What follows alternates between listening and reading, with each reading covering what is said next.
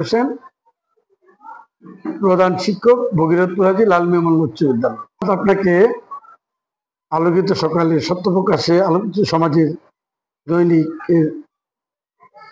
আমি 24/6/2014 সালে বিদ্যালয়ের প্রধান শিক্ষক হিসেবে যোগদান করি। আমরা সবাই মহান পেশা বলি বা মহান পেশাই আসলে বর্তমান প্রেক্ষাপটে কিন্তু আসলে আপনারা জানেন, আপনারা যেহেতু দেশে কাজ করেন, সারা দেশে বিশেষ করে করোনার পর থেকে কিরকম জানি একটা বিশাল ব্যাপক পরিবর্তন। সেই হিসাবেও সকল সমস্যার পরেও এখনো সমাজে শিক্ষকদেরকে এর পরেও কিছুটা শ্রদ্ধার চোখে দেখে। আর শিক্ষকতা তো আসলে এটা পেশা নয়, এটা একটা ব্রত। আপনি জানেন, আপনি অবগত আছেন যে সর্বশেষ যে রেজাল্টটা গেল 2025-এ এসএসসি পরীক্ষায় সারা দেশে ছেলেমেয়েরা একটু খারাপ করেছে। সেই অনুপাতে আমার এখানে আমরা মনে করি যে তুলনামূলকভাবে আমাদের রেজাল্ট একটু ভালো হয়েছে। আমার এই বছর আমার পাশেরা 92.31%। যে আসলে আসছেন, যদি আগে একটু আপনার সাথে যোগাযোগ থাকতো তাইলে আমরা আজকে অভিভাবক সমাবেশ শেষ হলো, আমাদের 10ম শ্রেণী অভিভাবক সমাবেশ ছিল, প্রায় 2 ঘন্টা মায়েরা বিশেষ করে উপস্থিত ছিল। আমরা আমাদের কথা বলছি, এদের কথা শুনছি। আপনাকে এটা সন্দেহ প্রশ্ন করার জন্য আজকে আমরা যে কথা বলছি, আমি একটু খুব শিহরিত এই প্রশ্ন করার জন্য আজকে আমার সহকারী শিক্ষক আমরা অনেকক্ষণ যাবত আমরা একটা জিনিস বোঝাতে চেষ্টা করছি গার্জিয়ানদের, আপনারা সকলেই খালি A+এর কথা আপনারা সবাই করেন, কিন্তু আসলে একজন A+ দরকার পড়াশোনার, কিন্তু এর চেয়েও বেশি দরকার একজন ভালো মানুষের। আমরা সকলেই ডাক্তার, ইঞ্জিনিয়ার চাই, কিন্তু একটা গ্রামে, একটা সমাজে, একটা গ্রামে 2-4 একজন ডাক্তার থাকেন, ইঞ্জিনিয়ার থাকেন, তাই বলে ওই সমাজে ভালো আলোকিত মানুষ নাই। যে সবচেয়ে বেশি হলো আলোকিত মানুষ হওয়া। আমি নিজে একটু হতাশ, ভাবতে হতাশ হতে হবে এই কারণে ডিজিটাল ব্যাপারে সরকারের পক্ষ থেকে যথেষ্ট তাগিদ আছে, সহযোগিতা আছে। দুর্ভাগ্যজনক ভাবে সকল স্কুল, আমার বরাবর আশেপাশের স্কুল থেকে, শতবর্ষী স্কুল থেকেও তুলনামূলক ভাবে রেজাল্ট বরাবর প্রত্যেক বছরের দাম।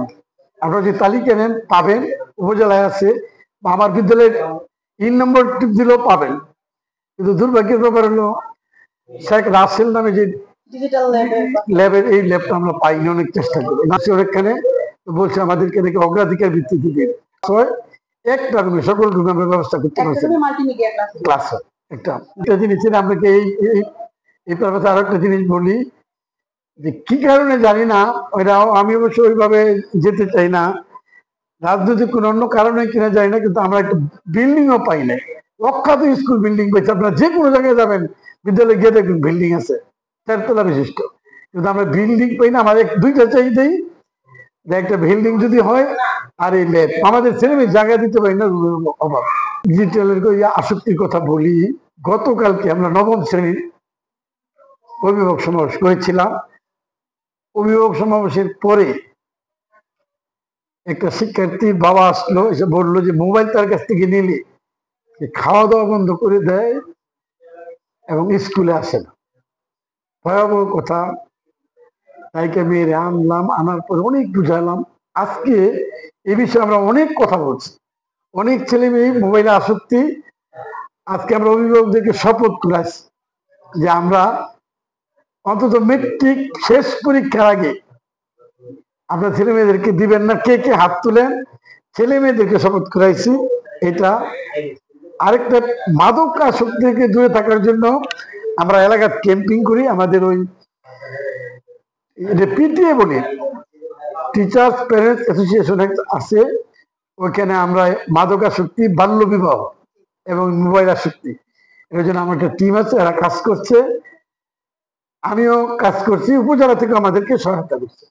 আমার শিক্ষার্থীরা কোনো অবস্থাতেই আমার এই প্রাঙ্গণে মোবাইল নিয়ে আসতে পারে না। যদি কেউ আসে তার কঠোর শাস্তির ব্যবস্থা করি, গার্ডিয়ানা নাই, যার জন্য এখানে আনে না। কিন্তু মোবাইল আসক্তিটা আছে।